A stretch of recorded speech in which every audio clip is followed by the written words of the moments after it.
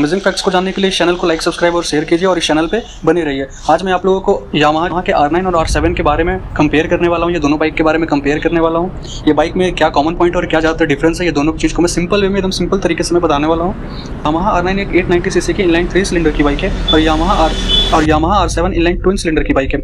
Yamaha R9 आपका CP3 engine पे based है और यामाहा R7 आपका क्रॉसप्लेन इंजन पे बेस्ड है, इसलिए दोनों बाइक का परफॉर्मेंस और दोनों बाइक का साउंड बहुत ज़्यादा डिफरेंस होने वाला है। बहुत यामाहा R9 आपका 117 bhp का बाइक है और यामाहा R7 आपका 73 bhp का बाइक है और यामाहा R9 आपका 195 kg कर्व वेट है और 188 kg आपका यामाहा R7 है। और अब देखिए लोग का कॉमन पॉइंट बताते हैं। दोनों में LED हेडलाइट्स है, बीच में प्रोजेक्टर लाइट्स है। हाँ, यामाहा R9 का प्रोजेक्टर के लेफ्ट राइट में ट्विन LEDs दिया हुआ है और R7 में सिंगल LEDs दिया हुआ है। फिर उसके बाद फेयरिंग आपका दोनों एक तरीके से सेम है। यामाहा R9 में विंगलेट दिया हुआ है जो एरोडायनेमिक्स को हाई परफॉर्मेंस में बनाता है और R7 का एरोडायनेमिक्स आपका R1 से इंस्पायर्ड है। फिर उसके बाद आपका दोनों बाइक का सस्पेंशन आपका टोटली एडजस्टेबल है, विंडशील्ड भी दोनों का एडजस्टेबल है। आपका दोनों बाइक में आपका क्विक शिफ्टर दिया हुआ है, ABS दोनों में दिया हुआ है, स्मार्टफोन कनेक्टिविटी दिया हुआ है। दोनों बाइक का टायर भी सेम है, फ्रंट वाला 120/70/17 है और पीछे वाला 180/55/17 है। R9 और R7 में दोनों सेम है। और फिर आपका R7 में आपका दोनों सस्पेंशन एडजस्टेबल है, फ्रंट का और रियर का, विंडशील्ड भी एडजस्टेबल है। ये सब थे कुछ कॉमन पॉइंट्स। अब मेजर डिफरेंस पे आते हैं। तो R9 का जो सस्पेंशन दिया हुआ है वो 43 mm का फॉक्स लगा हुआ है और वो टोटल सेपरेट ड्यूल फॉक्स है।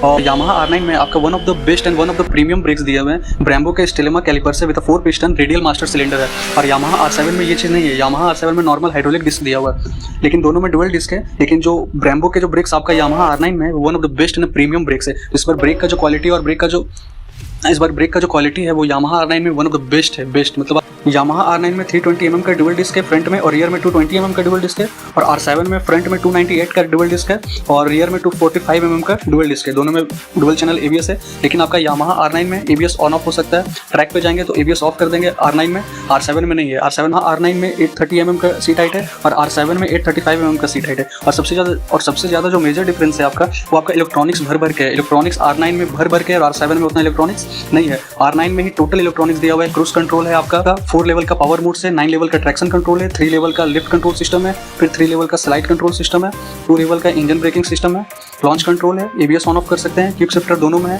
और R9 में 5 इंच का TFT डिस्प्ले है, 14 लीटर कैपेसिटी R9 है एंड 12 लीटर कैपेसिटी R7 है। तो मेजर डिफरेंस मेन है आपका R9 और R7 में इलेक्ट्रॉनिक्स का। बाकी आपका फेयरिंग भी नॉर्मल एक तरीके से देखिएगा तो सेम है, ज़्यादा डिफरेंस नहीं है। R9 में विंगलेट है, R7 में विंगलेट नहीं है। इनलाइन 3 सिलेंडर है R9, इनलाइन ट्विन सिलेंडर है आपका, इनलाइन 3 सिलेंडर है R9, ट्विन सिलेंडर है R7। तो ये तो चलिए थोड़ा सा डिफरेंस हो गया, लेकिन जो मेजर डिफरेंस है आपका वो इलेक्ट्रॉनिक्स है। मेजर डिफरेंस इलेक्ट्रॉनिक्स है लुक्स में। LEDs लाइट में tail light, headlights, turn lights, indicators normal है, दोनों सेम है, दोनों में कोई ज़्यादा डिफरेंस नहीं है। आपका दोनों का टायर भी सेम है, टायर की जो कंपनी है वो भी ब्रिजस्टोन है, वो भी दोनों सेम है। तो ज़्यादा उतना डिफरेंस मेजर नहीं है। बस मेजर डिफरेंस है आपका पावर, मेजर डिफरेंस है आपका पावर का, BHP का, टॉर्क का। ये तो नॉर्मल रहेगा क्योंकि सीसी में दोनों में डिफरेंस है, तो ये तो नॉर्मल डिफरेंस रहेगा। बट आपका बाकी सारा प्रोसेस, बाकी सारा चीज़ सेम है। अब लास्ट आप बात आते हैं कि दोनों बाइक में से कौन सी बाइक लेनी चाहिए। तो अपने अपने सेगमेंट में दोनों बाइक बेस्ट है। आप 700 सीसी में भी जाएंगे तो वो भी बेस्ट है और 900 सीसी में जाएंगे तो ये भी बेस्ट है। तो बाकी आपके प्राइस रेंज और आपका पॉकेट कितना अलाउ करता है, कौन सी बाइक को आप पसंद करते हैं, बाकी वो आपके नज़र पे, आपके सोच के ऊपर है। तो बाकी मेरे लिए तो दोनों बाइक बेस्ट है। यामाहा की तो मेरी सारी बाइक बेस्ट होती है, ऑल सीरीज़। बट सारा खेला होता है प्राइस का। R3 भी बेस्ट है। R3 और R9 को सेम तरीके से बनाया गया, R7 थोड़ा सा डिफरेंट तरीके से बनाया गया फ्रंट में।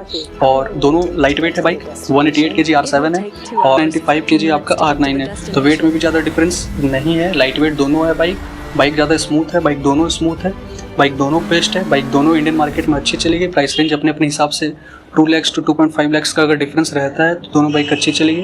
इंडियन मार्केट में चलनी भी चाहिए और बाइक देखने में तो बेस्ट दोनों बाइक देखने में बहुत ही ज़्यादा सुंदर है, बहुत ही ज़्यादा बेस्ट है। और बाकी देखते हैं क्या होता है।